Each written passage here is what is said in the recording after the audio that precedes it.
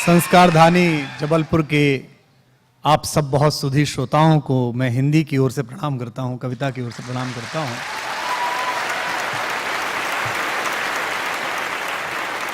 सारे देश के और दुनिया के अलग अलग नगरों में भाषण देते समय, बोलते समय, काव्य पाठ करते समय मैं यह वास्तु मानता हूं कि उस जगह में जो कुछ हुआ है उसका इतिहास आपके साथ साथ चलता है। जबलपुर किसी भी चेतना संपन्न व्यक्ति के लिए तीर्थ की तरह है। हिंदी का व्यक्ति होने के नाते, भाषा का व्यक्ति होने के नाते मेरे लिए जबलपुर पुण्य क्षेत्र है, जहां सेठ गोविंदास जैसा महनीय नाटककार हुआ, जहां हरिशंकर परसाई जैसी बड़ी विभूति हुई। एक बड़ी परंपरा जबलपुर की है। और आज ही मैं जब आ रहा था जहाज में तो हमारे एक वरिष्ठ वकील साहब, अधिवक्ता मुझे मिल गए, तो मैं उनसे कह रहा था कि पूरी दुनिया घूमिए, मार्केटिंग अलग चीज है, पैकेजिंग अलग चीज है। नाइग्रा को अमेरिका की तरफ से देखाइए या कनाडा टोरंटो की तरफ से देखाइए, जो भेड़ाघाट में अपनत्व है मां नर्मदा में, वो दुनिया में कहीं नहीं। आपको लगता है कि संगमरमर की चट्टानें आपसे बात करती हैं, आपको लगता है कि वहां जो माझी है, जो आपका मल्लाह है, वो आपसे जिस मनहर जबलपुरी भाषा में बात करता है, वो भाषा का लालित्य, वो लय, वो लास्य बहुत मुश्किल है। मेरे लिए जबलपुर निजी रूप से बहुत ही महत्वपूर्ण जगह है। कवि सम्मेलन के शुरुआती दौर में जब मैं स्वयं ग्रेजुएशन में पढ़ता था और इंजीनियरिंग से मोहभंग के बाद स्वयं के अस्तित्व से जूझ रहा था, उस समय पहली बार यहां एक, मुझे अब हो गया होगा 2 सितंबर को इस साल मुझे कवि सम्मेलन के मंच पर 30 वर्ष हो जाएंगे। 30 साल से मैं मंच पर हूं। मैं 17 वर्ष की आयु में ग्रेजुएशन के पहले साल में मंच पर चला गया था, और ग्रेजुएशन के पहले साल में ही जबलपुर में मुझे तमराई चौक पर एक कवि सम्मेलन हुआ था, मुझे याद है आज भी। उसमें मैं था और उस समय के हिंदी के सारे बड़े तोप जितने भी हुआ करते थे, शैल चतुर्वेदी हों और भुल्लड़ मुरादाबादी हों, सब लोग थे। और एक छोटे से कृषकाय युवक को, अभी भी मेरी काया कोई विशाल और विशद नहीं है, तब तो और ही छोटा था मैं, तो बहुत मन से सुना था और आत्मविश्वास मुझे मिला इस जगह से।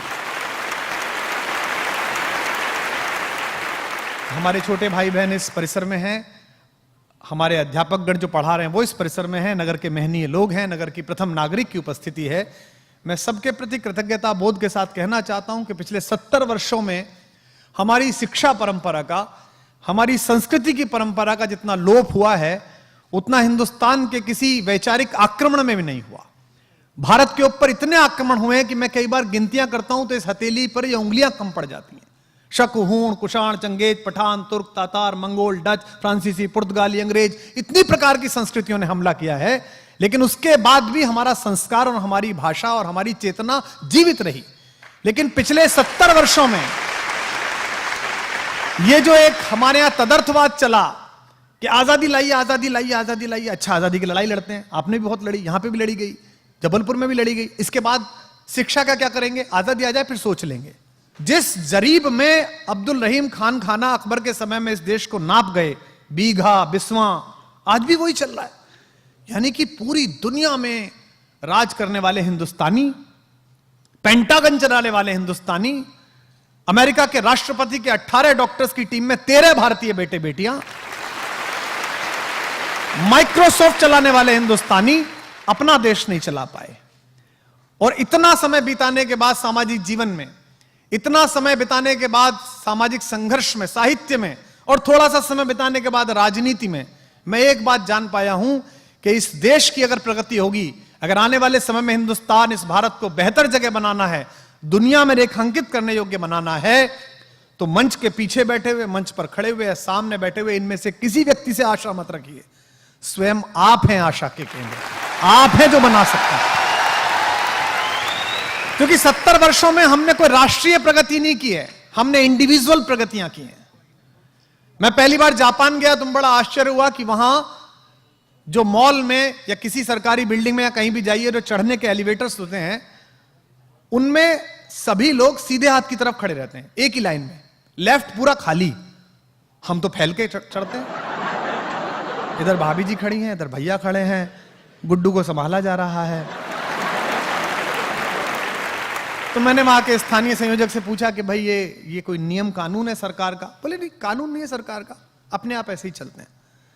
आप देखिए, लंदन जाइए, आप वहां की ट्यूबलर में जाइएगा, महापौर गई होंगी, निश्चित रूप से विश्व में दूसरी व्यवस्थाओं को देखने का अवसर मिलता है जनप्रतिनिधियों को। लाइन से लोग खड़े रहते हैं, पूरी ट्रेन उतरती है, उसके बाद लाइन से लोग चढ़ते हैं। ये राष्ट्रीय चरित्र है, ये नेशनल कैरेक्टर है। हमने इंडिविजुअल कैरेक्टर पैदा करे। मराठी के एक प्रोफेसर का बेटा 10वीं में फेल हुआ, लेकिन क्रिकेट अच्छी खेलता रहा, तो हमने सर सचिन तेंदुलकर पैदा किए। हमने हॉकी में ध्यानचंद पैदा किए। हमने राजनीति में भी इंडिविजुअल कैरेक्टर्स पैदा किए, चाहे किसी पार्टी में हो। हमने वो लोग पैदा किए जिन्होंने निजी क्षमता की। हमने राष्ट्रीय चरित्र क्या पैदा किया। आज अगर कौटिल्य एकेडमी आप सबको इस बात के लिए प्रेरित कर रही है कि आप कल कलेक्टर मिलें, आप कल डिप्टी कमिश्नर मिलें, आप डीएसपी मिलें, तो यह काम कौटिल्य एकेडमी का नहीं था, यह काम स्टेट का था। शिक्षा, स्वास्थ्य, सुरक्षा, पानी, बिजली, यह राज्य का काम है, जो पॉलिटिकल साइंस बच्चे पढ़ते होंगे। मैं बड़े दुख के साथ कहता हूं कि मैं 1 करोड़ रुपए के आसपास टैक्स देता हूं। पहले केवल इनकम टैक्स देता था, नई सरकार आई है, महापौर बैठी है, कृपा हुई तो जीएसटी भी लगी कविता पर।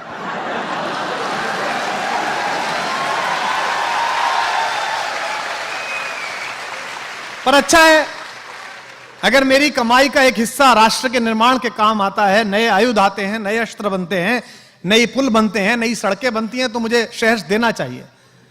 इस राज्य के नागरिक होने के नाते देखना चाहिए।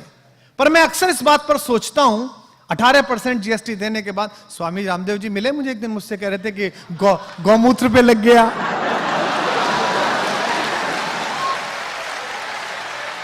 अरे मैंने कहा वो तो मूत्र है, हमारी तो कविता पे लग गया भाई। लेकिन मुझे एक प्रश्न आतंकित करता है, जिसका उत्तर मुझे राजनीति से भी नहीं मिलता। मैं स्वयं राजनीति में हूं, और जैसा हूं आपको पता ही है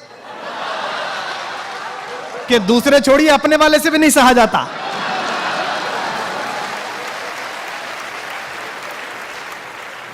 लेकिन एक प्रश्न मुझे व्यथित करता है। हम टैक्स देते हैं, किसी भी प्रकार का देते हो, इनकम टैक्स देते हो, सर्विस टैक्स देते हो, हाउस टैक्स देते हो, मैं टैक्स देता हूं। मैं जहां रहता हूं, नोएडा में, गाजियाबाद में, वहां अक्सर बिजली जाती है, समस्या बहुत ज्यादा थी, अब थोड़ी कम हुई है। तो मैंने एक 25 किलोवाट का साइलेंट जनरेटर सेट लगा रखा है, पता नहीं चलती कब गई कब आई। यानी कि विद्युत का निजीकरण हो गया। सरकार का काम था, सरकार ने दी नहीं। पानी आता है, वो इतना शानदार है कि घर में कीड़े मारने हो तो पानी का पोछा लगाइए आप। तो मैंने एक सबमर्सिबल लगवा लिया है, उसमें से अच्छा पानी आता है, यानी कि पानी का निजीकरण हो गया। उसके बाद सुरक्षा की स्थिति है कि कोने पर ही लोग चैन खींच के भाग जाते हैं महिलाओं की। तो मैंने एक सिक्योरिटी एजेंसी से 4 गार्ड खड़े कर लिए कि भाई देखते रहना, कुछ ना हो तो, यानी कि मेरी सुरक्षा का निजीकरण हो गया। जब मैंने अपनी बेटी को पढ़ने के लिए सोचा कि ये कहां पढ़े, तो मैंने सोचा कि सरकारी स्कूल जिसमें मैं पढ़ा, मेरे पिताजी पढ़े, तो देखा कि स्कूल में कभी बिल्डिंग नहीं है, कभी गुरुजी नहीं है, कभी कुछ नहीं है ही नहीं, स्कूल की हालत खराब है। तो मुझे डीपीएस में पढ़ाना पड़ा, यानी कि शिक्षा का निजीकरण हो गया। और भगवान ना करे, ईश्वर के कोप से अगर कभी आप बीमार हो जाएं, तो सरकारी अस्पताल से आप सीधे कहां जाते हैं, उससे बेहतर है कि आप दूसरे अस्पताल जाएं, यानी कि स्वास्थ्य का भी निजीकरण हो गया। तो भाई साहब, जब मैंने आपको पैसे दिए 1 करोड़ रुपए, तो इसी बात के दिए थे कि आप मुझे शिक्षा दें, स्वास्थ्य दें, सुरक्षा दें, पानी दें, बिजली दें। और ये क्यों हुआ है? ये मैं इसलिए कह रहा हूं कि आपको अधिकारी बनना है, ये मैं इसलिए कह रहा हूं कि आपको कभी डिप्टी कलेक्टर बनना है। मेरी शुभकामनाओं पर भरोसा करिए। महापौर जिस पार्टी से आती है वो जानती है, मैंने जिस मुख्यमंत्री को शुभकामना दे दी थी, प्रधानमंत्री बन गया।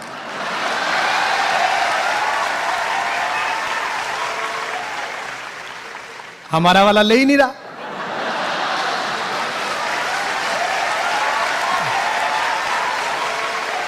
तो आपको शुभकामनाएं कि आप बड़े पदों पर पहुंचेंगे। लेकिन 2-3 सूत्र वाक्य जो मैंने सीखे हैं, मैं किसी महानगर में नहीं पढ़ा। मैं जबलपुर जैसी संस्कार धानी, जहां इतना संस्कृति का बड़ा प्रवाह बहता है, माता नर्मदा के किनारे, मेरा दुर्भाग्य है कि मैं ऐसे शहर में पैदा नहीं हुआ। मैं एक छोटे से कस्बे में पैदा हुआ, 15-20 हजार की आबादी में, एक व्यापारिक छोटा सा कस्बा था।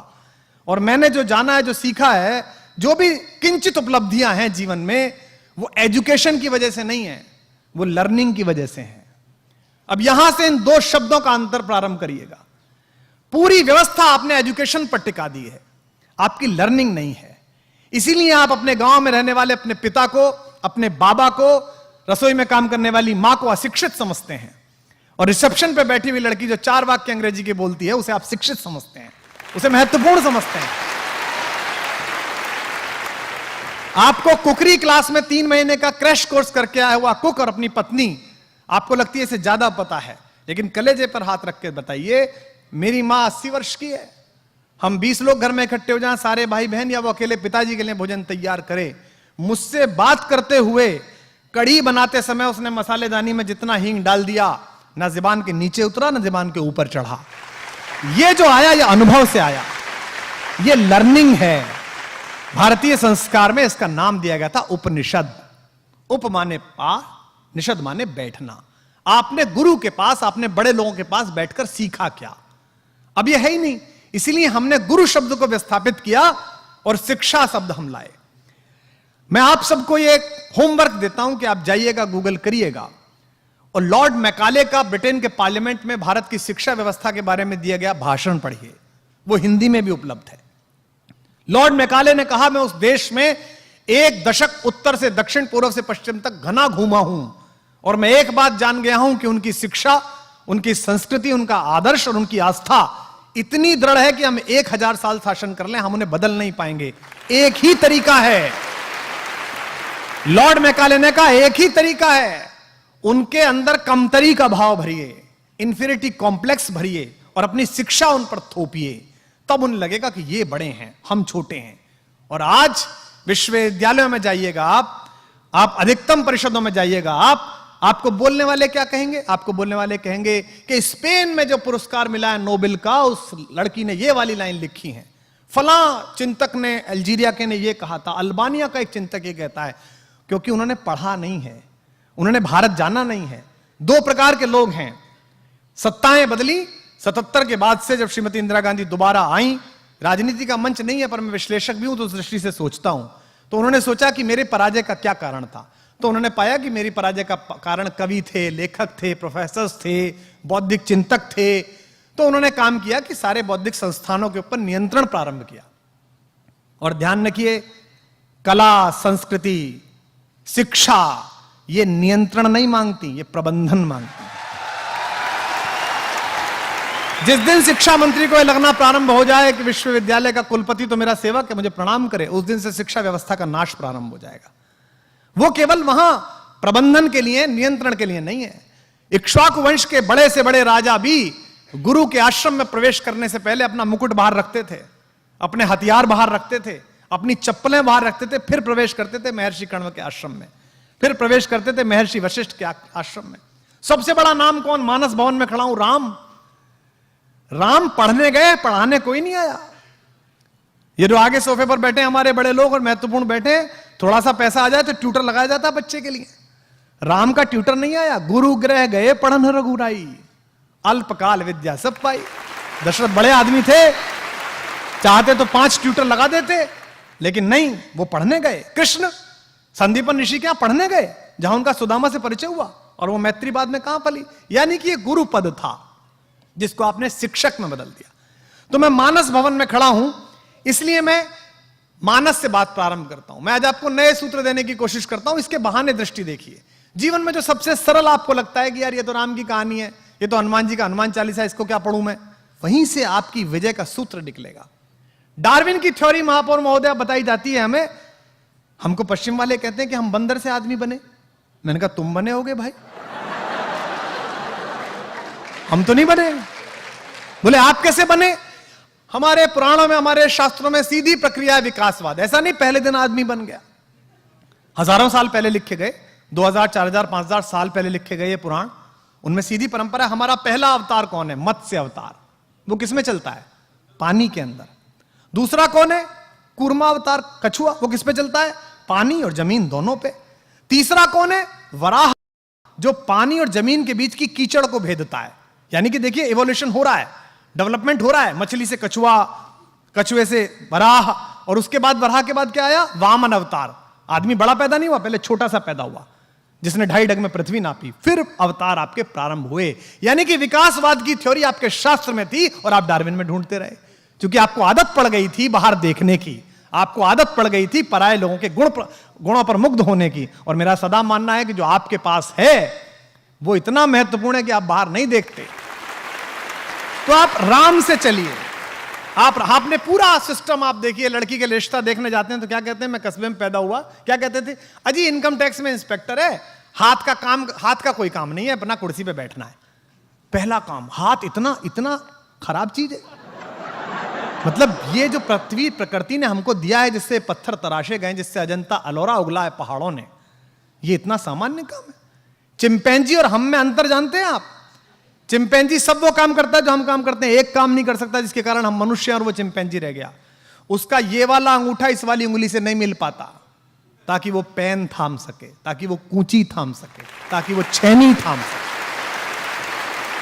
ये केवल मनुष्य करता है, केवल मनुष्य करता है। और फिर भी हमने कहा साहब हाथ का कोई काम नहीं होना चाहिए, हमने उसको पीछे कर दिया, हमने उसको पीछे छोड़ दिया। तो मानस भवन में मैं आज खड़ा हूं, सबसे पहला सूत्र है आपकी सफलता का जो मेरे जीवन में है, वो है जिज्ञासा। गुरुओं से भी अनुरोध है और जो यहां बच्चे पढ़ रहे हैं उनसे भी अनुरोध है, जिज्ञासा को आदर देना सीखिए। हमारी पूरी शिक्षा व्यवस्था में क्या कहते हैं साहब, बच्चा गए साहब, तो मैं गया था पेरेंट्स मीट में एक बार, तो मैंने वहां देखा कि साहब आपका, पहले बात चल रही थी, मैडम बता रही थी, बोले आपका बच्चा बहुत अच्छा है, चुप बैठा रहता है, कोई कभी उपद्रव नहीं, कोई सवाल नहीं पूछता। तो मैंने अपनी पत्नी से कहा कि मैं इसके माँ बाप से बात करना चाहता हूँ कि बच्चे का इलाज कराएंगे। तो उसने कहा आप झगड़ा कराएंगे यहाँ पे मेरा। ये कैसी बात है कि क्लास सबसे अच्छी कौन सी, जहां से शोर ना आता हो। लड़का सबसे बच्चा अच्छा कौन सा, जो चुप बैठता हो, कोई फालतू बात ना पूछता हो। जिज्ञासा को आदर दिया इस संस्कृति ने जिसमें आप पैदा हुए। आपने कहानी सुनी, हम आदम हव्वा की संतान है, पश्चिम कहता है। आदम हव्वा का क्या कसूर था जी? एक बाग था स्वर्ग का, जिसे बागे बहिष्ठ कहते थे ना, स्वर्गिक बाग, उसमें एक सेब लटका हुआ था।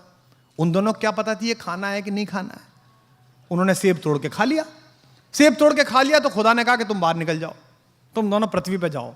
उन्हें बागे बहिष्ठ से बाहर कर दिया गया। सुनिए कहानी है आदम हव्वा की, जिसमें सेब खा लिया, जिसे वर्जित फल कहते हैं, फॉरबिडन फ्रूट, उसे खा लिया। यानी कि दो लोगों को, दो हमारे माता पिताओं को, हमारे पूर्वज आदम हव्वा, उनको जिज्ञासा हुई कि ये क्या है, और उसमें उनको दंड मिल गया कि बाहर जाओ। और हमारे यहां क्या हुआ? हमारे यहां एक छोटे से बच्चे ने सूर्य को सेब समझा बचपन में और कहा मुझे इसे खाना है। किसने? हनुमान ने। तो उसे ब्रह्मा ने आशीर्वाद दिया, उसकी जिज्ञासा का परिणाम दिया, उसकी जिज्ञासा को अभिषिक्त किया। क्योंकि देखिए हनुमान को उसी जिज्ञासा के बाद द्विज कहा गया। द्विज शब्द का मतलब क्या है? संस्कृत बहुत अच्छी भाषा है, उसमें आप पूछिएगा तो शब्द अपना अर्थ स्वयं बताता है। मेरा दुर्भाग्य है कि मैं संस्कृत का विद्यार्थी नहीं रहा, विज्ञान का विद्यार्थी रहा, पर जो कुछ भी मैंने आस पड़ोस से बैठ के सीखा। द्विज क्या है? आपके दो जन्म होते हैं। एक जन्म जब आप पैदा हुए, जब आपको पता चलता है कि मैं कौन हूं। मां की गर्भनाल से जुड़े समय आपको पता नहीं चलता कि मैं कौन हूं। मां जो खाती है वो आप खाते हैं, मां जब सोती है तब आप सोते हैं, मां जब जागती है तब आप जागते हैं। पहली बार जब गर्भनाल से आप अलग हुए तो आपको पता चला कि मैं एक स्वतंत्र इकाई हूं। ये मां है, इसकी ये खुशबू है, ये दूध पीना है, ये दूसरे लोग दिखाई दे रहे हैं, ये आवाजें हैं। ये आपको ज्ञान हुआ कि मैं कौन हूं। दूसरा ज्ञान, पहला जन्म हो गया, दूसरा जन्म कि मैं क्यों पैदा हुआ हूं, मुझे करना क्या है, मेरा जीवन में उद्देश्य क्या है।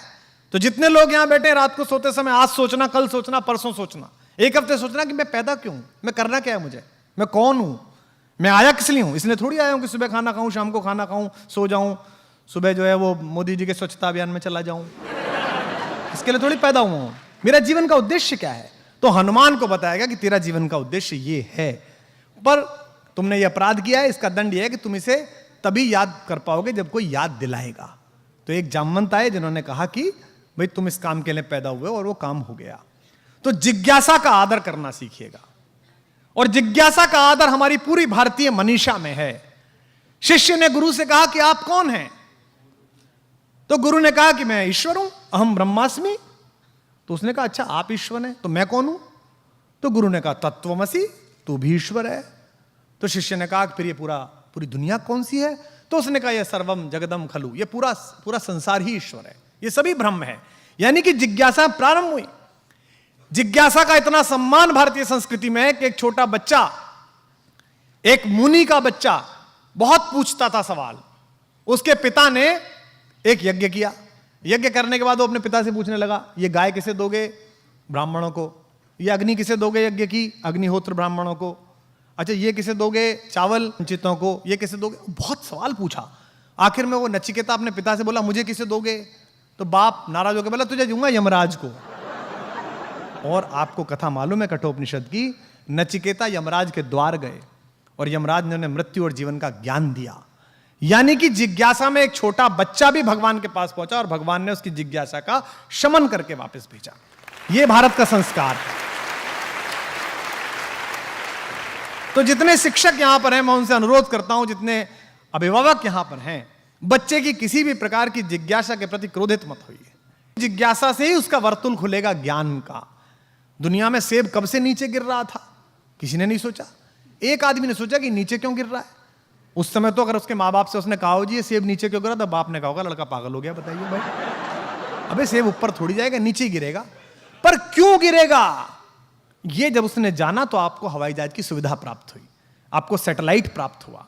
जिस मध्य प्रदेश में मैं खड़ा हूं, यहां 2200 साल पहले इसी जबलपुर से थोड़ा आगे चल के सरगुजा के पर्वत पर एक कविता लिखी महाकवि कालिदास ने, मेघदूत। आप सबने पढ़ी होगी मेघ की कहानी। एक यक्ष था, वो कुबेर क्या नौकरी करता था नेपाल में। अब वो सुबह सुबह उसका फूल लाने का काम था पूजा के लिए, बेचारा फूल तोड़ के लाता था 5 बजे। भगवान शंकर की आराधना करते थे कुबेर, 6 बजे उठ के ब्रह्म मुहूर्त में। उस यक्ष की शादी हो गई। शादी हो गई तो बेचारा देर तक पत्नी के साथ बात करता था, देर तक जागता था। एक दिन नींद नहीं खुली तो 6:30 बजे पहुंचा, पूजा में लेट हो गए। तो कुबेर ने पूछा कि तू लेट क्यों हुआ, तो उसने कहा साहब मैं नया विवाह हुआ है, पत्नी से बहुत प्रेम करता हूं, उसकी वजह से लेट हो गया। उन्होंने कहा कि जिसके कारण तूने मेरी ड्यूटी में, अपनी ड्यूटी में विघ्न डाला है, तू उससे 1 वर्ष के लिए दूर हो जा। यानी कि उसका ट्रांसफर कर दिया, ये मानो।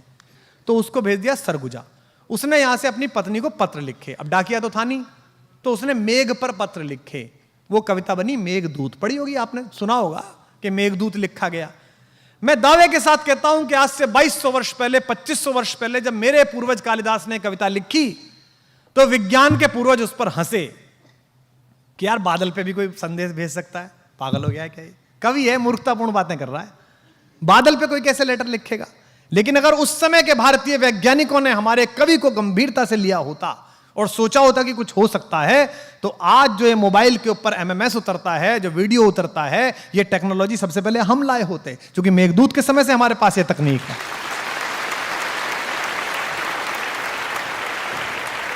इंडियन एविएशन में जितने लोग हैं, भारतीय वायुकर्म में जितने लोग हैं, वो ये बात सोचने को तैयार नहीं है कि भगवान राम लंका में विभीषण के राज्य की स्थापना के बाद जिस विमान पर बैठकर अयोध्या आए, उसमें ऑन बोर्ड उनकी अक्षौहिणी सेना मौजूद थी और वो 7-8 तल का था, जिसके 8वें तल पर वो थे। आज हम बड़े वाले किसी जहाज में अमेरिका जाते हैं, शिकागो जाते हैं, न्यूयॉर्क जाते हैं, 15 घंटे की फ्लाइट होती है, उसमें 2 तल होते हैं, ऊपर बिजनेस क्लास का, नीचे 1 तल और सबसे नीचे सामान।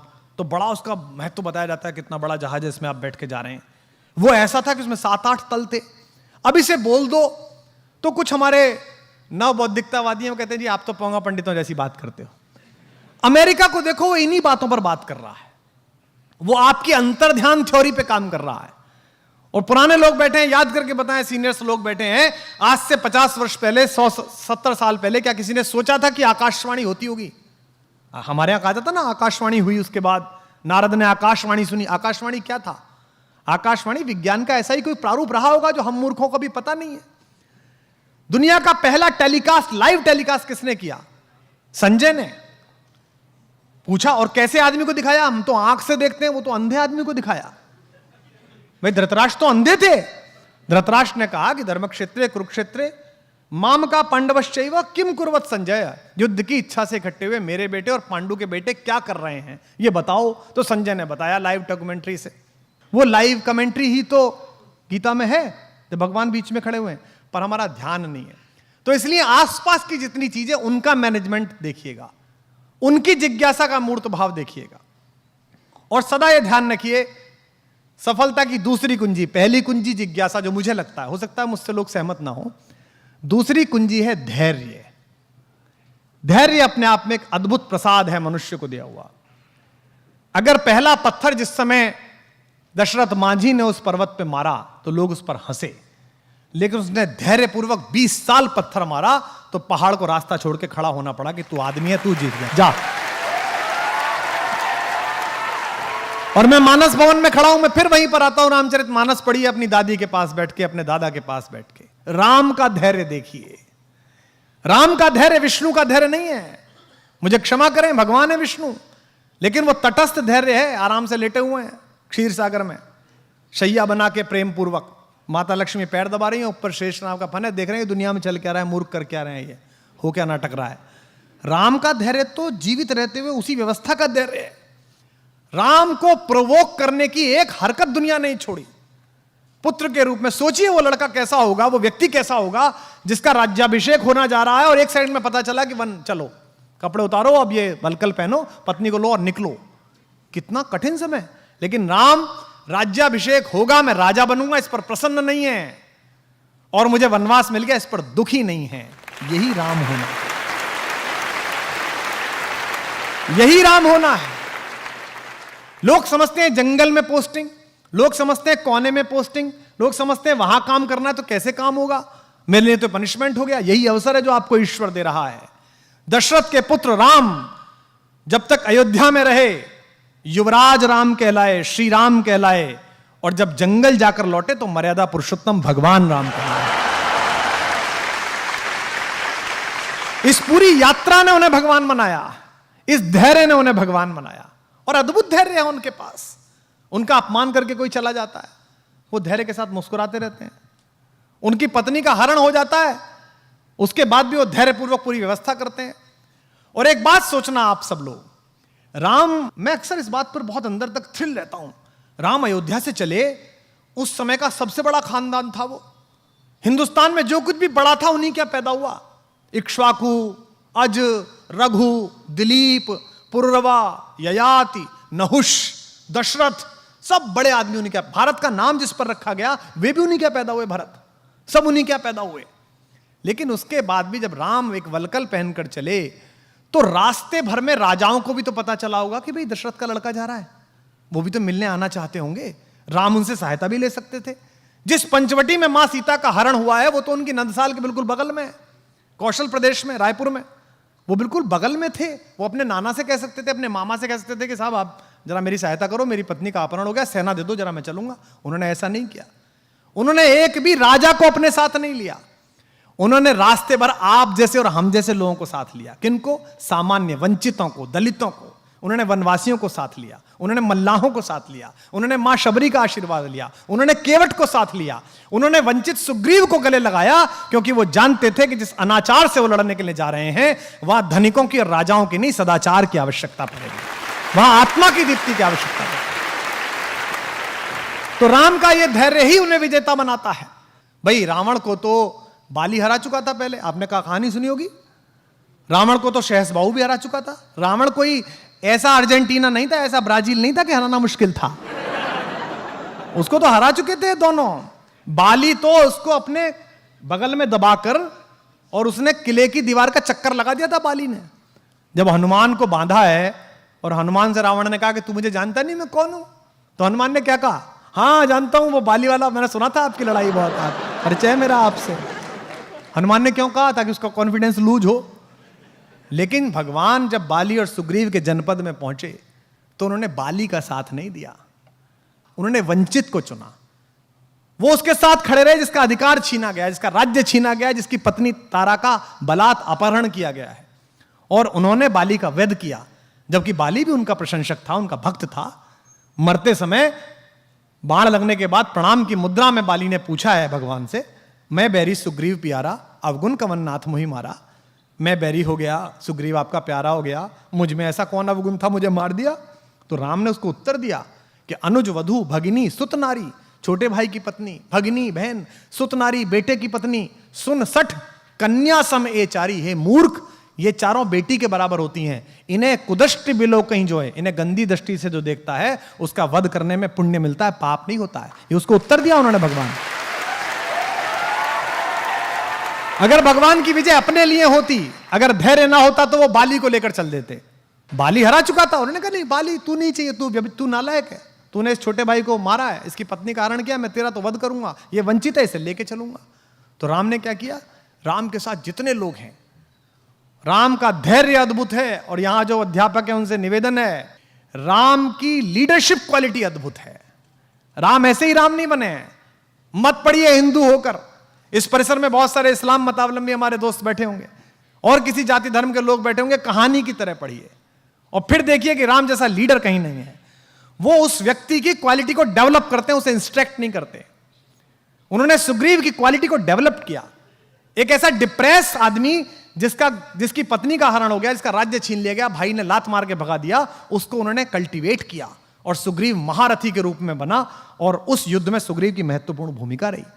जिस समय हनुमान लंका के लिए रवाना हुए, आप रामचरितमानस पढ़िए, अध्यात्म रामायण पढ़िए, श्रीमद् वाल्मीकि रामायण पढ़िए, कंबन की रामायण पढ़िए, कहीं नहीं लिखा हुआ कि उन्होंने हनुमान से क्या कहा कि तुम क्या करना। आज हम कितने फ्रस्ट्रेटेड हैं। आज हम लीडरशिप डेवलपमेंट की बात करते हैं, हम ड्राइवर को एक जगह भेजते हैं सामान लेने के लिए, 5 बार बताते हैं उसे, क्योंकि हमें उस पर भरोसा नहीं है, हम उसकी लीडरशिप डेवलप नहीं होने देना चाहते। राम लीडरशिप डेवलप करते हैं। राम ने हनुमान को नहीं बताया कि तुम्हें वहां जाके क्या करना है, उन्होंने कहा बस जाकर देख कर आओ कि सीता कैसी है, कहां है, और उन्हें आश्वस्त करके आओ कि मैं आऊंगा। 2 बातें। इसके बाद का जो पूरा घटनाक्रम है, छोटा सा रूप बनाना, अंदर जाना, लंकिनी को मारना, मां सीता को वो मुद्रिका देना, फल खाना, खुद ही गिरफ्तार हो जाना, आग लगा देना। आग लगाना मतलब वो राम का विजिटिंग कार्ड दे के आए। हाँ, मतलब बता के आए वो कि जो आ रहा है हम उसका कार्ड है। मैनेजमेंट का बेस्ट उदाहरण है हनुमान। एम्प्लॉयर का 1 रुपया खर्च नहीं कराते वो, 1 पैसा नहीं। भगवान ने कहा कि वहां जाओ, खुद ही टेक ऑफ, खुद ही लैंडिंग, और सारा पैसा हनुमान का, उसका रावण का। भाई हनुमान जबरदस्ती गिरफ्तार हुए स्वयं में देखने के लिए कि कौन है, तो कहा गया भाई इसकी बानर को पूंछ से बहुत प्यार होता है, इसकी पूंछ पे कपड़ा बांध दो। कपड़ा किसका? रावण का। बोले इस पे तेल लगाओ, तेल किसका? रावण का। जली किसकी?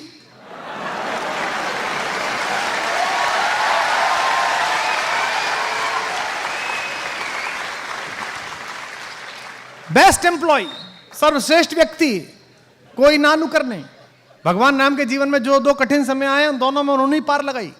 उनसे कहा गया कि भाई मेरा भाई ये बीमार है, सोचो राम पर कैसी बीती होगी।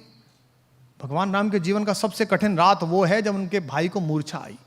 उस रात राम कितने भी ईश्वर हो, मनुष्य रूप में जी रहे थे, मन में ये तो आई होगी यार अयोध्या जाके क्या कहूंगा, पत्नी कहां अपहरण हो गया, भाई कहां युद्ध में मारा गया। ऐसे समय में हनुमान काम आए और हनुमान गए, वहां कंफ्यूजन हो गया कि कौन सी संजीवनी बूटी, मेडिकल स्टोरी ले आए पूरा। बोले भाई इसमें से देख लो कौन सी है। तो 2 बातें हुई, पहली हुई जिज्ञासा, दूसरी हुई धैर्य, तीसरी हुई आपको क्राफ्ट करने वाले लोगों में कि आप लीडरशिप डेवलप करें, आपके अंदर नेतृत्व की क्षमता डेवलप हो। और नेतृत्व की क्षमता का शिक्षा से कोई मतलब नहीं है। मैंने निजी रूप से जाना है, मैंने एक बहुत कम शिक्षित 5वीं पास व्यक्ति के साथ आंदोलन किया है उनके नेतृत्व में, और मैंने तथाकथित एक बहुत बड़े पढ़े लिखे के साथ राजनीति करी है।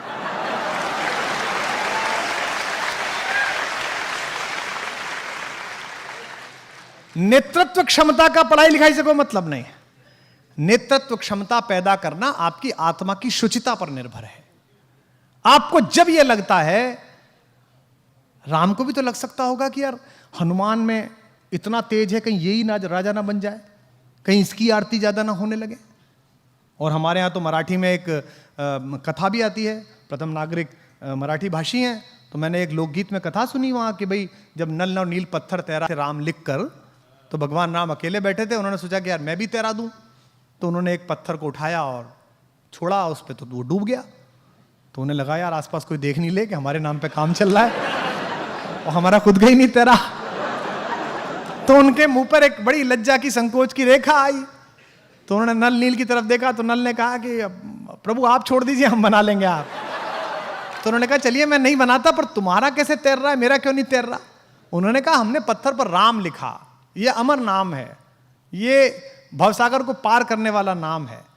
आपने पत्थर को छोड़ दिया, जिस पत्थर को स्वयं राम ने त्याग दिया उसे कौन उबारने वाला है भाई।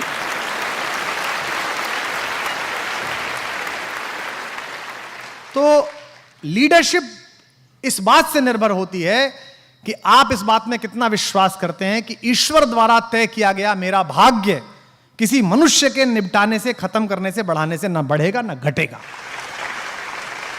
मैं जीवन में कई बार पराजय देखा हुआ व्यक्ति हूं और कई तथाकथित विजयों का भी साक्षी हूं। मैं साफ रूप से मानता हूं कि आपकी विजय, आपकी पराजय स्वयं आपकी क्षमता, प्रतिभा और उसके बाद प्रारब्ध पर निर्भर करती हैं। पृथ्वी पर कोई मनुष्य नहीं बना जो आपको पराजित कर सके, आपको विजयी बना सके। स्वयं आपके अपने आप से सवाल करने का। तो 3-4 बातें मैंने बताई, और एक बात और मैं आपसे बता रहा हूं, वो है एकाग्र होना। एकाग्र होना क्या है?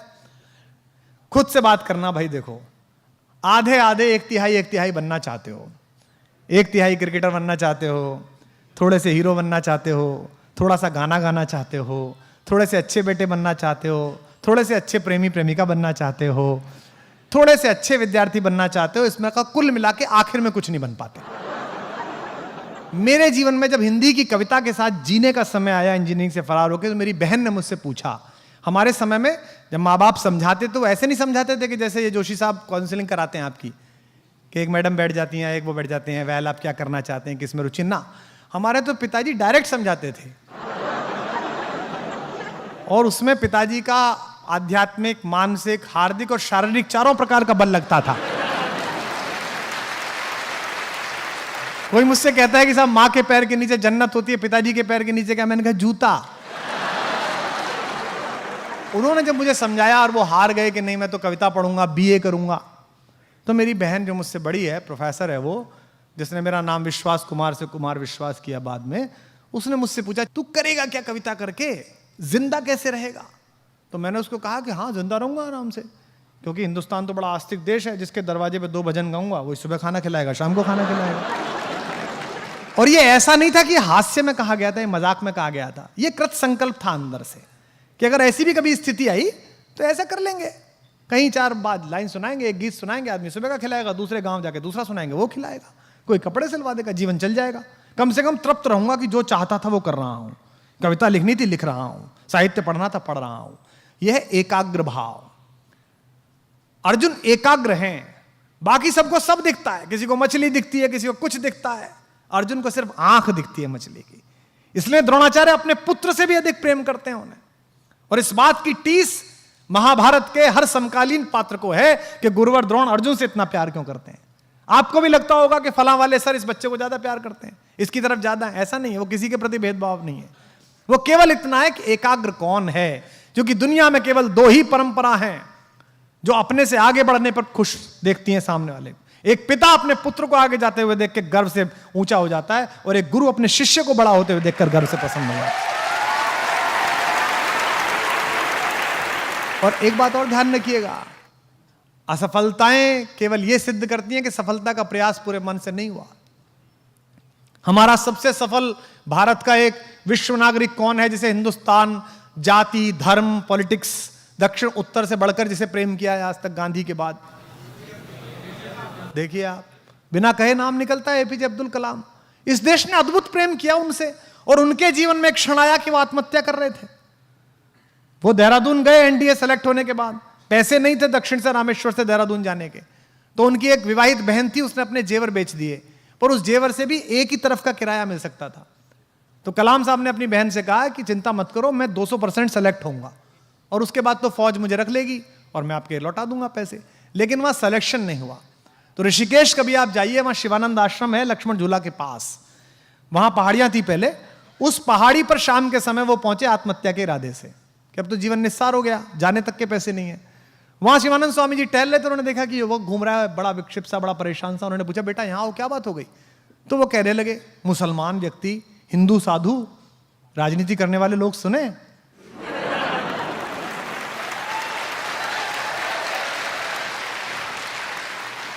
उन्होंने पूछा कि क्या हो गया? तो बोले साहब मैं अपनी बहन के जेवर बेच के पढ़ने यहाँ आया था, मतलब ये एनडीए का इंटरव्यू देने, मेरा सिलेक्शन नहीं हुआ, जाने तक के पैसे नहीं है, मुझे लगता है जीवन में मैं किसी काम के लिए नहीं बना हूं। तो उन्होंने कहा तुमको गलतफहमी है, तुम्हारा सिलेक्शन पता है क्यों नहीं हुआ? उसने कहा क्यों नहीं हुआ? तुम्हारा सिलेक्शन इसलिए होने हुआ कि ईश्वर ने तुम्हें शायद किसी इससे बड़े काम के लिए नियत किया है, और बेटा तुम आज रात यहां रुको, आश्रम में भोजन करो, और कल मैं तुम्हें जाने के पैसे दे दूंगा, और घर जाकर अपना अध्ययन करो, अपना काम करो। और उसने वो काम किया कि अमेरिका की तानाशाही, यूरेनियम लेकर इतराने वाले लोग, क्रायोजेनिक ईंधन के लिए हमारे प्रधानमंत्री को अपने दरवाजे पर रुकवाने वाले लोग प्रतिबंधों की बाढ़ लगाते रह गए, और हिंदुस्तान ने वो काम करके दिखाया मिसाइल के क्षेत्र में, परमाणु तत्व। तो यह है एकाग्र भाव है, और यह है असफलता के बोध से बाहर आना। असफलता का एकमात्र कारण यह है कि ईश्वर ने किसी बड़े आपको हेतु के लिए रखा है। मेरे जीवन में, निजी जीवन में कई असफलताएं आई हैं और मैं उन्हीं से बना हूं। पहली असफलता प्रेम में आई, जिसकी वजह से कवि बना। उस समय लगता था कि जीवन निस्सार है, जिसके लिए इतनी मेहनत की वो ही नहीं है तो क्या मतलब है। लेकिन मैं जानता हूं कि एक असफल प्रेम ने मुझे लाखों सफल प्रेम कहानियां दी। ऐसे ही जीवन में अनेक बार असफलता आई। राजनीतिक मायनों में देखें तो पिछले महीनों भी एक असफलता आई, लेकिन मुझे अब भी लगता है कि ईश्वर ने किसी बड़े हेतु के लिए निर्धारित किया है। धैर्य आवश्यक है, एकाग्रता आवश्यक है, शायद कोई बड़ा काम भगवान लेने वाला है, या हो सकता है इसी में हित हो। और ये जो दर्शन है भारत का, आपको भी लगता होगा कई बार, हिंदुस्तान का लड़का लड़की 17, 18, 19 साल में जब जवान होता है, मसें भीगती हैं और चेतना पहली बार दरवाजे पे चौखट देती है तो वामपंथी हो जाता है। हाँ, कम्युनिस्ट हो जाता है, उसे पिता अमरीशपुरी लगता है। ये कौन आदमी घर में है जो मेरे सपनों को उड़ने नहीं दे रहा। वो इसी प्रतीक्षा में रहता है, लड़कियां इसी प्रतीक्षा में रहती हैं कि किसी ना किसी दिन तो ये कहेगा कि जा सिमरन जा।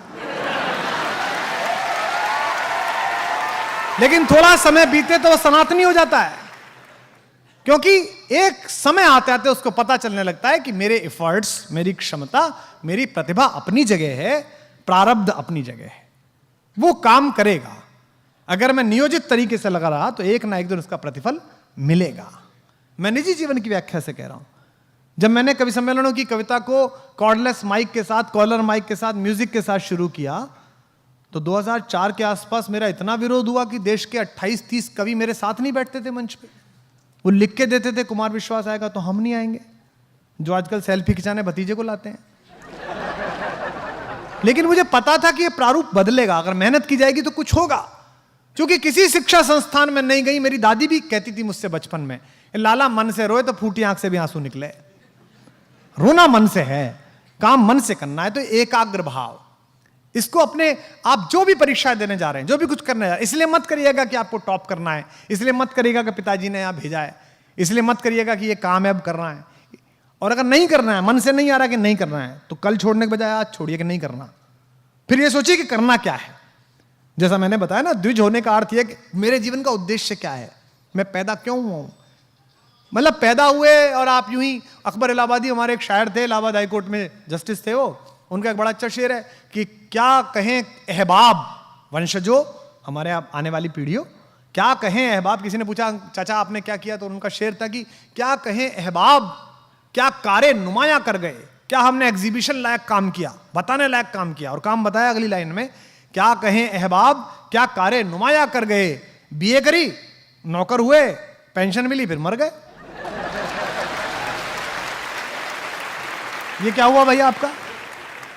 आपने कितने मित्र पैदा किए, कितने शत्रु पैदा किए, कितने विचार के विरोधी पैदा किए, कितने विचार के समर्थक पैदा किए, कितना संघर्ष किया। आपको राम के बाद की संततियों के बारे में पता है क्या? कोई चर्चा हुई क्या? आपको अगली संततियों के बारे में इतना पता नहीं है। जो निकला, जो अपने से बाहर निकला, उसको सारा संसार मिला, और जिसने मरना सीखा उसको ही जीने का अधिकार मिला। सबसे पहले जिज्ञासा को आदर दीजिए। अंदर जो भी पैदा हो उत्तर, उसके शमन की कोशिश करिएगा। दूसरी बात है कि आप धैर्य रखिएगा। जो कहा जाता है ना कि वतन की रेह मुझे एड़ियां रगड़ने दे, मुझे यकीन है पानी यहीं से निकलेगा। तो ये जो भाग्यवाद है जिसके भरोसे बहुत लोग हैं कि साहब भाग्य करेगा, अरे वो कुछ नहीं करेगा भाई।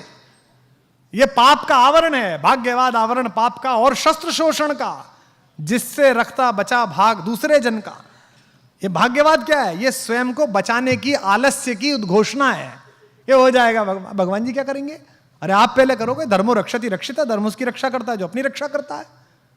आप जब अपने स्वधर्म की रक्षा करोगे, तब ईश्वर नाम की जो भी शक्ति इस कायनात में मौजूद होगी, प्रकृति नाम की शक्ति होगी, उसकी पॉजिटिविटी जागेगी कि यार बड़ी मेहनत कर रही है बच्ची, बड़ा मेहनत कर रहा है बच्चा, इसको आशीर्वाद देते हैं और वो सुयोग का फल मिल जाएगा आपको। आपसे जो ईश्वर करेगा, वहां फलाने वाले पे चढ़ाई आए 5 रुपए, उसकी जोत बोल दी, उसका ये बोल दिया। और जितने असफल लोग बैठे हैं इस परिसर में, बहुत सफल लोग बैठे हैं राजनीति में, व्यवसाय में, अपने कामों में। याद करके देखिए जिस समय आप सफलता के लिए संघर्ष कर रहे थे, कितने पुखराज पहने थे, कितने बाबाओं की जोत मनाई थी, कितने यज्ञ किए थे, मैंने तो नहीं किए भाई। एक भी चीज नहीं पहन सकता था, मैं चप्पल ली थी वही पहन रहा था। उपलब्धि आ गई तो 5 आदमी आ गए, ये पहनो आप, ये करो आप। तो कई बार उनका मन रखने के लिए, चाहे माँ हो, चाहे पत्नी हो, बहन हो, आदमी कर लेता है। लेकिन ये सब जितना भी नियामन है भाग्य का, ये पुरुषार्थ से है सबसे पहले। कृते में दक्षिणे हस्ते जयो में सव्याहिता। अगर कार्य अर्जुन तेरे सीधे हाथ में होगा तो विजय तो तेरे उल्टे हाथ में आ जाएगी। उल्टे हाथ से पकड़ना मुश्किल होता है। तो अगर कार्य तुम्हारे सीधे हाथ में होगा तो ये मध्य प्रदेश पीएससी और यूपीएससी आपके चरणों में आ जाएगी। लेकिन उसके लिए एकाग्रता अर्जुन वाली चाहिए। न्यूजीलैंड में एक यूनिवर्सिटी है, विक्टोरिया विश्वविद्यालय, मैं वहां बोलने के लिए गया था। तो मैंने वहां बोला, वहां चाइना के लड़के भी थे, वियतनाम के अलग अलग शोध करते हुए विद्यार्थी। तो मैंने उनसे बोला कि भाई हमारे यहाँ तो मोटिव ऑफ लाइफ है, जीवन के जो उद्देश्य हैं वो 4 हैं, धर्म, अर्थ, काम और मोक्ष। तो मैंने बताया कि धर्म ये है कि आपको पता हो कि मुझे करना क्या है, शरीर का धर्म क्या है, आपका धर्म क्या है। ये हिंदू मुस्लिम नहीं, ये तो अभी 5,000 साल पुरानी कवायद है। मनुष्य, एक बात और ध्यान रखना, अचानक याद आ गई, मनुष्य 8 लाख वर्ष से पृथ्वी पर है और धर्म की अवधारणा 5,000 वर्ष की ज्ञात है हमारी। अगर इस 8 लाख वर्षों को 24 घंटे के जीवन में ढालो, मनुष्य की आयु 24 घंटे करो, तो धर्म के नाम 5 सेकंड आते हैं। और इस 5 सेकंड के चक्कर में हमने 23 घंटे 55 मिनट 55 सेकंड बर्बाद करके रख रखे हैं। सारा काम इसी में लगा रखा है हमने। तो ये जो धर्म, अर्थ, काम, मोक्ष, धर्म क्या है? शरीर का धर्म है। शरीर माध्यम खलु धर्म साधनम। रात को आप सोए, सुबह को आप शौच के लिए गए, ये शरीर का धर्म है। ये शरीर का पहला धर्म है कि जब शरीर में नेचुरल कॉल आए तब आप उसे निवृत्त होने के लिए जाएं। आपको आश्चर्य होगा कि भारत में, अमेरिका में लोग हंसते हैं। अमेरिका में जो डॉक्टर होता है उसके पास कोई जाता है और वो कहता है साहब मुझे कॉन्स्टिपेशन की समस्या है, तो डॉक्टर कई बार हंस के कहता है आर यू इंडियन? क्योंकि भारत में इसलिए हुआ कि शौच की व्यवस्था ठीक नहीं थी। मैं प्रधानमंत्री का आभारी हूं, केवल उनके कार्यकाल नहीं, अगला जिसका भी कार्यकाल हो और जितने भी कार्यकाल हों, 10-20 वर्ष इस देश में स्वच्छता अभियान, शौचालय की बात होनी चाहिए, तब जाके कुछ देश में हो पाएगा। अमेरिकियों को नहीं हो रहा, इंग्लैंड वालों को नहीं हो रहा, क्योंकि उनके यहां सदा उपलब्ध है, पहले दिन से बना हुआ है। हमारे यहां ये कि नहीं, सुबह ब्रह्म मुहूर्त में कर लो, क्यों? उजाला हो जाएगा गांव में। तो पहला है धर्म। दूसरा है अर्थ। अर्थ का मतलब पैसा नहीं, अर्थ का मतलब है जीवन का अर्थ क्या है, इस जीवन का करना क्या है। कुछ को प्रशासनिक सेवा में जाना है, कुछ को सेना में जाना है। और जो अर्थ है जीवन का, उसके हिसाब से आपकी जाति है। यहां बैठे होंगे ब्राह्मण परिवार के लोग, वैश्य परिवार के लोग, दलितों के वंशज, वंचितों के वंशज, आदिवासियों से आते हुए लोग। ये मत समझना कि खानदान से मिला हुआ विरुद्ध तुम्हारा विरुद्ध है। ये जोशी हो जाने से जोशी नहीं है कि जोशी हम पैदा हो गए तुम तो ब्राह्मण हो गए, नहीं। कर्म की विधान है। भगवान ने कहा अर्जुन से, चातुर्वर्ण मया सृष्टि गुण कर्म विभागशः। हे अर्जुन, 4 वर्णों में बटी हुई मेरी सृष्टि गुण और कर्मों के विभाजन पर है। अगर आप शिक्षा लेने का काम करते हो तो आप किसी धर्म और जाति को, आप ब्राह्मणत्व का संस्कार जी रहे हो। अगर आप देश के दुश्मनों से, बाह्य और आंतरिक दुश्मनों से युद्ध करते हो, रक्षा करते हो, तो आपका क्षत्रिय संस्कार है। अगर आप देश की व्यवस्था बनाते हो तो आप दलितों के साथ हो जिन्होंने इस देश की व्यवस्था बनाई है। अगर आप अर्थव्यवस्था में भाग लेते हो तो आप वैश्य और वणिक का काम कर रहे हो। ये जो वर्ण व्यवस्था थी, हालांकि बहुत लोग नहीं मानते, ना माने कोई दिक्कत नहीं है, लेकिन ये बड़ी वैज्ञानिक थी। तो दूसरा हुआ धर्म, अर्थ, और तीसरा हुआ काम, जिस पर बातचीत करने से भी पूरा विश्व डरता था, उसकी व्यवस्था हमने बनाई। और वो काम केवल सेक्स नहीं है, वो काम है डिजायर। एको हम बहुश्यामः। वेद क्या कहता है? एक हूं, बहुत होना चाहता हूं। मनुष्य की क्या इच्छा है? आपने पढ़ा था बायोलॉजी में, अमीबा गोल वाला, वो बीच में से कट गया, फिर 2 हो गए, फिर कट गया, फिर 3 हो गए। ये क्या है? एको हम बहुश्याम है, मैं एक हूं, बहुत होना चाहता हूं। और इसी के कारण यह व्यवस्था बनी। भगवान बुद्ध के समय जब बुद्ध दर्शन चला और बुद्ध ने कहा जीवन दुख का मूल है, और ऐसी स्थिति आ गई कि अधिकतम लोग भिक्षुक होने लगे, उस समय दक्षिण से एक विद्यार्थी चला, एक तपस्वी चला आद्य शंकराचार्य नाम का, जिसने केवल एक दंड लिया और यात्रा की और इस पूरे भारत को दोबारा जीवित किया और कहा कि नहीं, एको हम बहुश्याम। अगर जगत सत्य है, ब्रह्म सत्य है, तो जगत भी सत्य है। तो तीसरी चीज है काम, जिसको सामान्य रूप से हम वात्स्यायन का काम शास्त्र समझ लेते हैं, हम सेक्स एजुकेशन समझ लेते हैं। सेक्स नहीं है वो, सेक्स तो उसका एक छोटा सा पार्ट है। जैसे बहुत सारे हमारे साथी जो है बच्चे योग को जो है वो सुबह सुबह होने वाली फूफा समझते हैं कि इस नाक से नया, इस नाक से गया, ये योग हो गया। ये योग का एक सामान्य अंग है। ये योग की जो 8 प्रक्रिया हैं उनमें से एक है ये प्राणायाम, जिसको लोग लिए घूम रहे हैं कि ये योग है। योग नहीं है। योग कर्म में कुशलता योग है। गीता में भगवान ने कहा है कि अर्जुन ने पूछा योग क्या है, तो उन्होंने कहा कर्म, योगः कर्मसु कौशलम।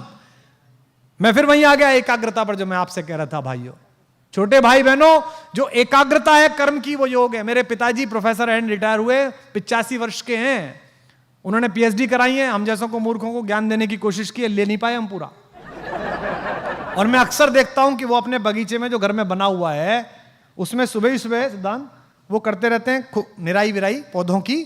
और बहुएं जो प्रोफेसर हैं, यूनिवर्सिटी में पढ़ाती हैं, आईएफएस हैं, मेरी भाभियां, वो चाय लेके सुबह सुबह जाती हैं। मैंने एक दिन देखा कि वो उससे पौधे से बात कर रहे हैं।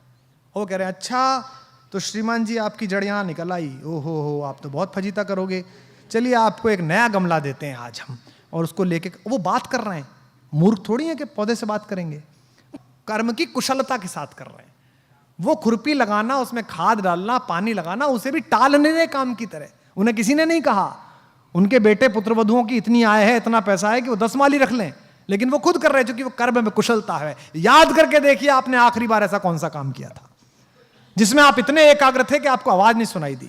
बहुएं जाती हैं पापा जी चाय ले लीजिए, उन्हें सुनी नहीं, पापा जी चाय ले लीजिए। फिर तीसरी बार में हाँ बेटा, अच्छा बेटा रख दो, तब उन्हें समझ में आई कि चाय पीनी है, क्योंकि वो उससे संवाद कर रहे हैं। और अगर उन्होंने मन से संवाद किया है तो मन से वो पौधा सुन भी रहा होगा। मुझसे पूछा था एक विदेशी विद्यार्थी ने कि साहब ये क्या कहानी है आपके यहाँ कि मीराबाई ने जहर पिया वो बच गई। तो मैंने कहा अगर ये आस्था है कि ये जो मुझे भेजा है ये भगवान कृष्ण ने अमृत भेजा है, अगर अंदर इतनी पात्रता है तो दुनिया के हर जहर को अमृत होना ही पड़ेगा। दुनिया की हर केमिस्ट्री को नतमस्तक होना ही पड़ेगा।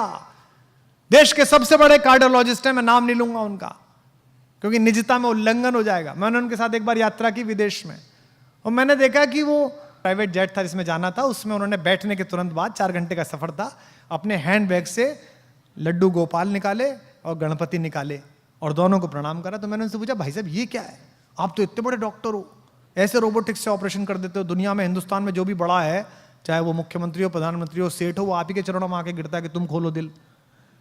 तो ये सब क्या है भगवान जी, आपकी क्या आस्था है इसमें?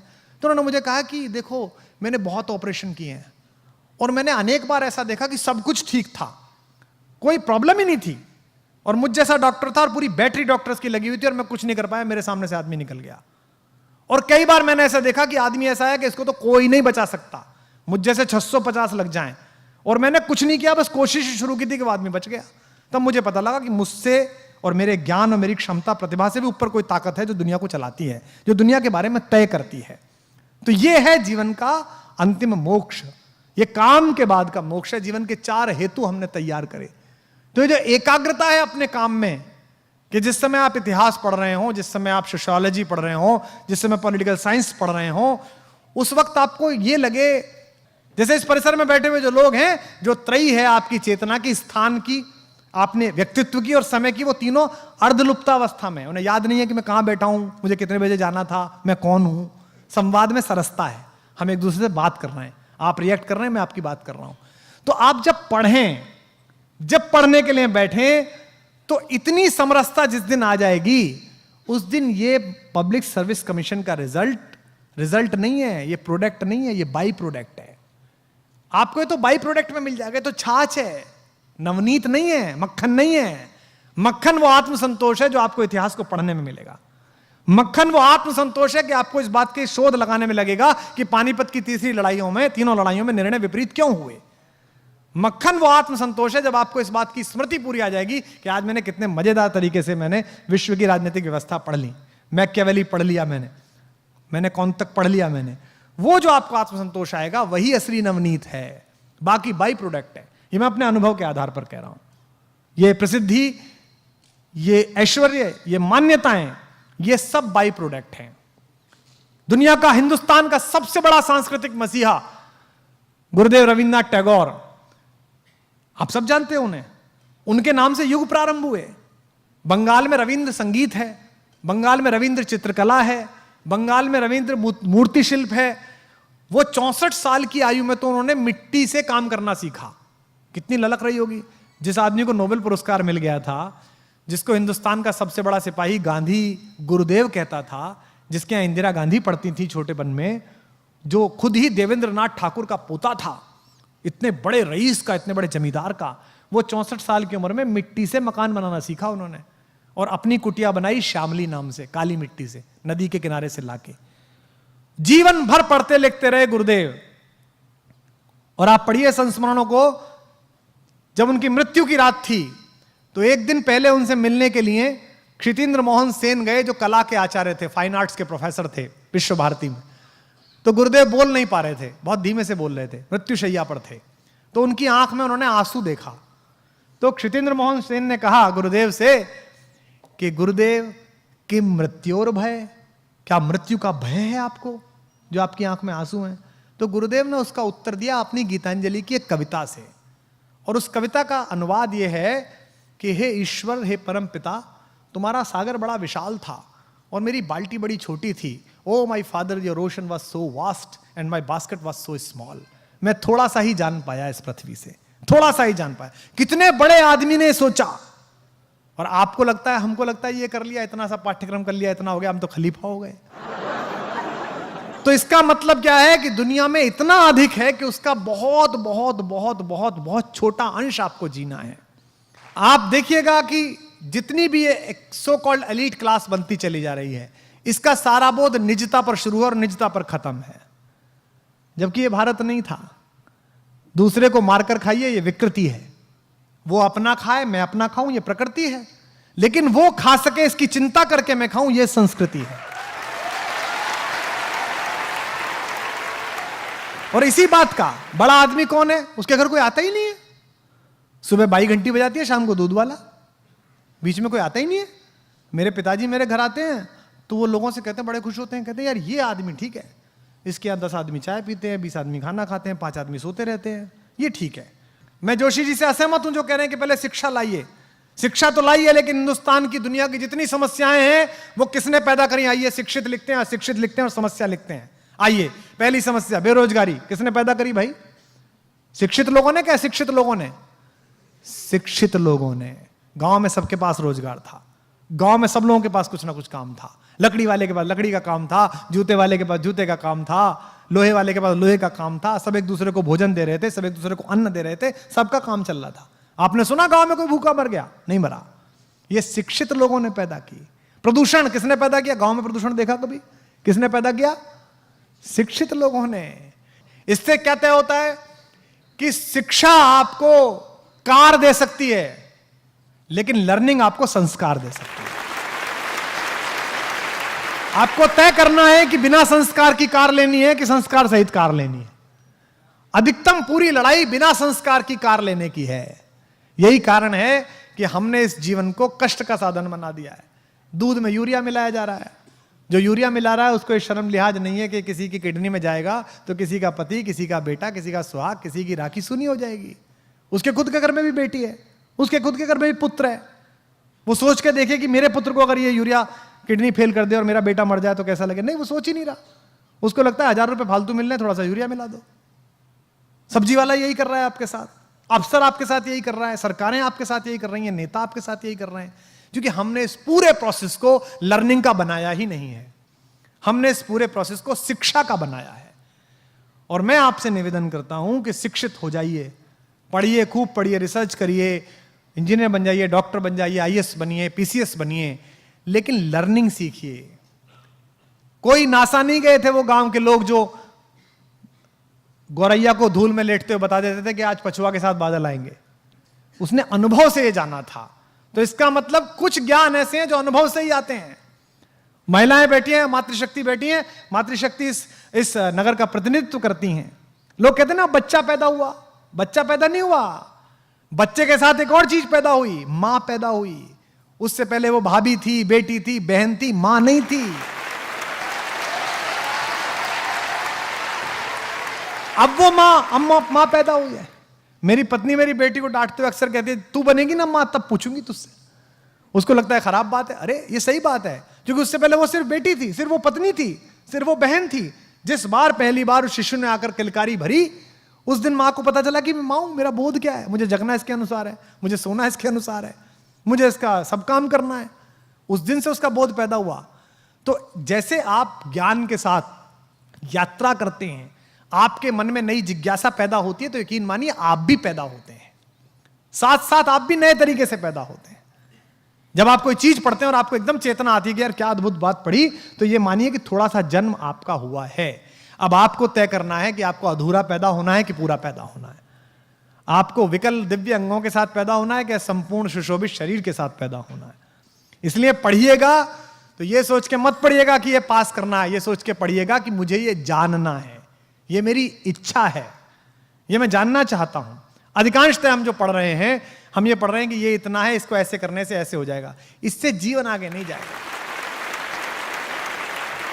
गांव में मैं गया तो वो एक गांव के प्राइमरी स्कूल की पहली दूसरी क्लास की अंग्रेजी की किताब देखी, आपने भी देखी होगी।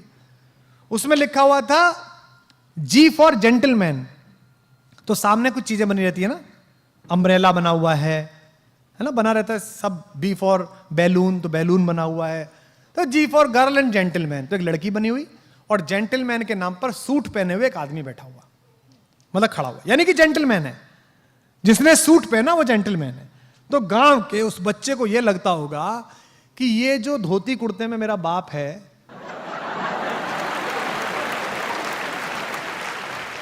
ये जो खेत में जाता है, गुरु ये जेंटलमैन नहीं है।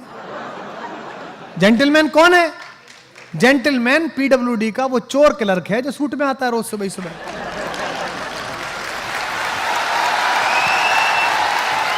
यही तो हुआ। तो जेंटलमैन की परिभाषा क्या बनाई आपने? वस्त्र से बना दिया। आपने बच्चे के दिमाग में आरोपित कर दिया भाव कि जेंटलमैन होना मतलब कपड़े ऐसे पहनना। हमारी भी ब्रांड के टीम लोग कहते हैं कि ये क्या पहन लेते हो आप। आज ही कह रहा था ये क्या पहन लिया। मैंने कहा मेरी कमीज सुनेंगे कि मुझे सुनेंगे? भाई विवेकानंद से क्या कहा था शिकागो परिषद में, जब तीसरे दिन उनको समय मिला तो उसने कहा कि एक तो आपके कपड़े ठीक नहीं है, ये एक वक्ता के योग्य विद्वान के कपड़े नहीं है। तो विवेकानंद ने कहा कि देवी जी मुझे क्षमा करें, मैं उस देश से आया हूं जहां मनुष्य चरित्र से बड़ा बनता है, कपड़ों से बड़ा नहीं बनता है। आपकी साधना कितनी है इससे बड़ा बनता है, क्योंकि हमारे तो सबसे बड़े साधक के पास कपड़े ही नहीं है। हमारा जो सबसे बड़ा तपस्वी है, जिसने इस लोक मंगल के लिए पूरी पृथ्वी का जहर अपने कंठ में धारण किया है, वो तो बिना वस्त्र के बैठ जाता है। एक मृगछाला लपेटी और बैठ गए अपना हिमालय पे, कैलाश पे, डमरू हाथ में ले लिया। उनसे तो किसी ने नहीं कहा कि आपने कपड़े क्यों नहीं पहने साहब, आप ऐसे क्यों दिख रहे। और वो लोक मंगल का समन्वय का सबसे बड़ा प्रतीक है हमारी पृथ्वी पर, हम सब आस्तिक लोगों के लिए। तो आपके चारों तरफ जो कुछ साधारण है उसी में असाधारण है। इसलिए जितने लोग यहां पर हैं, अगर परंपराओं से आपको कहानियां प्राप्त हुई हैं, पुराने लोग बैठे हैं, याद करिए कि बचपन में क्या कहानी थी। बचपन में कहानी थी कि आचार्य धौम्य ने अपने शिष्य आरुणि से कहा कि भाई मेरे खेत में पानी लगेगा, तुम वहां चले जाओ बेटा। तो वो चला गया, वहां मैंड गिर गई पानी को रोकने वाली, तो उसने अपना शरीर अड़ा लिया। बचपन में क्या कहानी थी, ये हो गया, तो उसके बाद ये तपस्या कर, ये फायदा हो गया। अब आपको कहानी क्या मिली? छोटे बच्चों को जादुई शक्ति मिली, तो झाड़ू नीचे लगाई उसने, हैरी पॉटर ने, और वो खुद ही जेट का जहाज बन के उड़ गया भाई। तो पूरा काम किस पर है कि जादुई शक्ति मिल जाए, कुछ जादू हो जाए, क्योंकि बाजार आपको ऐसा बना रहा है। इस परिसर में बैठे हुए बच्चों, अपनी आर्थिक स्थिति पर बिल्कुल परेशान मत होना। अर्थ तय नहीं करता कि आपके जीवन का अर्थ क्या होगा, अर्थ से तय नहीं होगा, यह बाजार तय करा रहा है। विज्ञापन आ रहा है, पत्नी से करें प्यार तो डायमंड से कैसे इंकार। अच्छा, मतलब जो डायमंड लाके नहीं दे रहा वो प्यार नहीं कर रहा। और कईयों ने तो वो नीरव मोदी वाले दे दिए, बोले जी फर्जी निकल गया डायमंड। मैंने कहा प्यार भी तो फर्जी था तेरा, डायमंड भी फर्जी निकल गया। यानी कि बाजार ने ये काम करा दिया तो अच्छा हो गया, और नहीं करा दिया तो उसकी इच्छा अधूरी रह गई।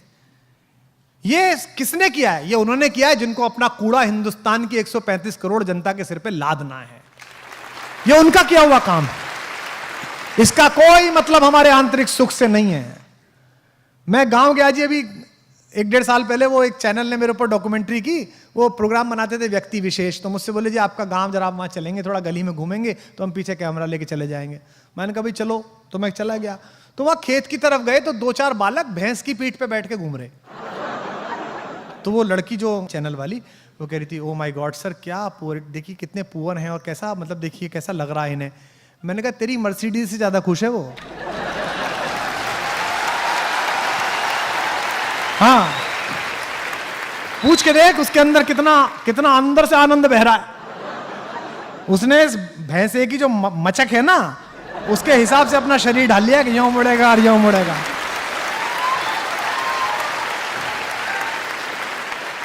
पर हमने बना लिया है। अंग्रेजी नहीं आती तो हमें, अरे क्यों, मुझे क्यों आएगी भाई। हिंदी खराब बोलते समय कभी गिलानी हुई, कभी शर्म लिहाज आई कि हिंदी खराब बोल रहा हूं, फिर अंग्रेजी खराब बोलते हुए गिलानी क्यों है। अरे मेरी भाषा नहीं है, मैं सीख रहा हूं, खराब ही बोलूंगा यार। अब अच्छी आ जाएगी तो बोल लूंगा, ना आएगी तो कौन सा प्रॉब्लम पड़ रही है भाई, ना आएगी तो क्या हो जाएगा। लेकिन ऐसा बना लिया है कि अंग्रेजी, जब तक आप अंग्रेजी जरूर सीखिए, बोल लीजिए। मेरे पास भी ग्रेजुएशन में थी, गोल्ड मेडल मिला मुझे, यूनिवर्सिटी टॉप की मैंने, मुझे भी अंग्रेजी बहुत पसंद है। शुरुआत की कविता अंग्रेजी में लिखी। पर आप देखो कि देसी के अंदर इतना अधिक कमतरी का भाव भर गया है, इतना अधिक इन्फीरिटी कॉम्प्लेक्स है। निज भाषा उन्नति है सब उन्नति को मूल। आपको हिंदी बोलने में शर्म आती है, आपको बुंदेली बोलने में शर्म आती है, आपको इस महाकौशल की भाषा बोलने में शर्म आती है। और कितनी मधुर भाषा है, कितनी मीठी भाषा है इस पूरे क्षेत्र की। आप फोन करिए महापौर जी के घर पे, के हैं क्या मैडम, अब भाई तो इतनी हती है भाई, चली गई बाजार में।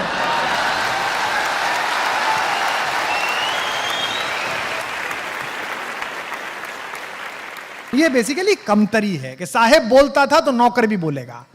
तो भाई तुम होगे नौकर, तुम्हारे बाप होंगे नौकर। मैं आजाद हिंदुस्तान में पैदा हुआ हूं, मैं हिंदी के हिंदुस्तान में पैदा हुआ, और मैं इस मानस भवन में संस्कारधानी के पूरे इतिहास की शपथ खा के कह सकता हूं कि 1000 कमियां हैं हम में, पर पूरे विश्व में ऐसा देश नहीं है जिसमें हम पैदा हुए हैं, पूरी दुनिया में ऐसा देश नहीं है। रात भाई का शेर है, ना किसी राहबर ना रहगुजर से निकलेगा, हमारे पांव का कांटा हम ही से निकलेगा।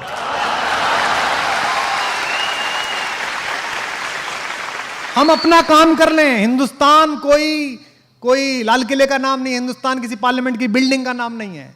1/125 करोड़ हिंदुस्तान मैं हूं, 1/125 करोड़ हिंदुस्तान आप हैं। मैं अच्छा कवि बन जाऊं, आप अच्छे विद्यार्थी बन जाएं, हमारे हिस्से का हिंदुस्तान निर्माण प्रारंभ हो गया, भारत का निर्माण शुरू हो गया, हमने बना लिया अपना हिंदुस्तान। अब आप नौकरियों में आ जाएंगे।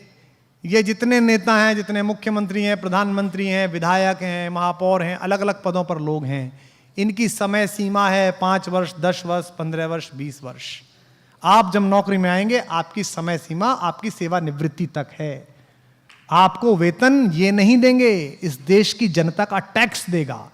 तो आपकी जिम्मेदारी बननी चाहिए कि आप उस टैक्स देने वाले अपने मालिक के प्रति ईमानदार रहें, इन टेम्परेरी मालिकों के प्रति ईमानदार ना रहें। सम्राट चंद्रगुप्त का जब राज्याभिषेक किया कौटिल्य ने, जिनके नाम पर यह एकेडमी है, तो आप सबको याद होगा कि चाणक्य बहुत बुद्धिमान व्यक्ति थे। उन्हें लगा कि यार ये यूनान से तो आक्रमण होता ही रहेगा, इसे कैसे टालें।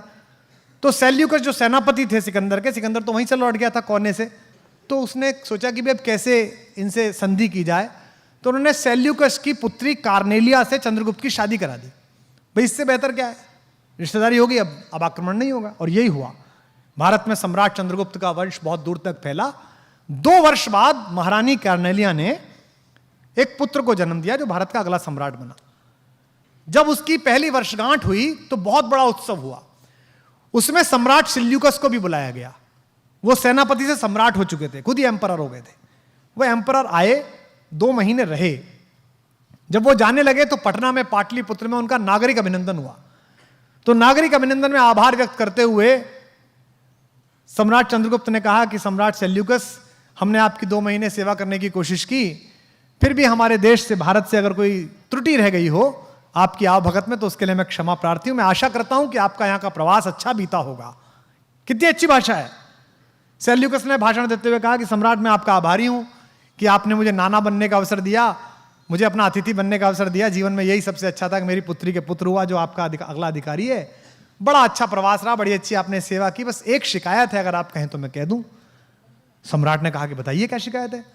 तो उन्होंने कहा साहब, जब से मैं आपके राज्य में घुसा हूं उधर कांधार से 2 महीने से लगातार आपके गुप्तचर मेरा पीछा कर रहे हैं। हर समय कोई ना कोई गुप्तचर मुझे नोट करता रहता है। अब आप सोचिए कि जिसका दामाद इस देश का राजा हो, उस ससुर की गुप्तचरी, उसके पीछे आपने सीआईडी लगा दी, सीबीआई लगा दी। तो बहुत गुस्सा आया सम्राट को। सम्राट ने कहा यह हो ही नहीं सकता, किसकी हिम्मत है, बताए दरबार में वो कौन व्यक्ति है जिसने मेरे ससुर के लिए ये इतना महत्वपूर्ण काम किया। ऐसे उनका अपमान करने की कोशिश की। बड़ा अद्भुत प्रसंग है ये। तो पूरा हॉल सन्नाटे में खिंच गया। कोने पर से कौटिल्य खड़े हुए, प्रधानमंत्री कौटिल्य। उन्होंने कहा महाराज क्षमा करें, मैं सूचना देना चाहता हूं कि गुप्तचर सम्राट सेल्यूकस के साथ साथ मेरी आज्ञा से चल रहे थे। अब अपने गुरुजी से क्या कहते हैं सम्राट? तो उन्होंने कहा कि मैं बहुत शर्मिंदा हूं गुरुजी, अगर कोई और होता तो उसका मैं दंड देता, पर मैं आपसे केवल यह पूछना चाहता हूं कि आपने ये अभद्रता क्यों की, आपने मेरे ससुर का यह अपमान क्यों किया? तो उन्होंने कहा कि सम्राट चंद्रगुप्त शायद भूल गए हैं, वो शायद स्मरण ना कर पाए कि वे दामाद हैं और ये ससुर हैं, लेकिन इसके एक अतिरिक्त और नाता भी है।